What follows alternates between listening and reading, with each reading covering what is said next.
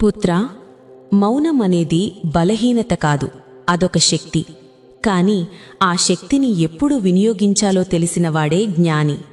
అవసరమైనప్పుడు మౌనం పాటిస్తే అది గౌరవంగా మారుతుంది.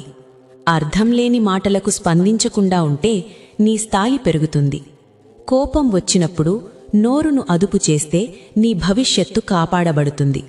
కాని పుత్రా, ఎప్పుడూ మౌనంగా ఉండటం కూడా తప్పే. నీ మీద అన్యాయం జరుగుతూ ఉంటే దానికి నీవు మౌనంగా ఉంటే సమాజం నిన్ను ఓర్పుగలవాడిగా కాదు, బలహీనుడిగా చూస్తుంది. నీ హక్కులు తొక్కబడుతున్నప్పుడు నీవు నోరు విప్పకపోతే లోకం నీ మౌనాన్ని భయంగా భావిస్తుంది.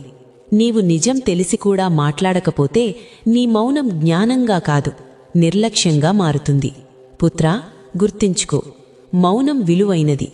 కాని మాట అవసరమైన చోటే మాట చెప్పాలి. ఎప్పుడూ అరవకూడదు.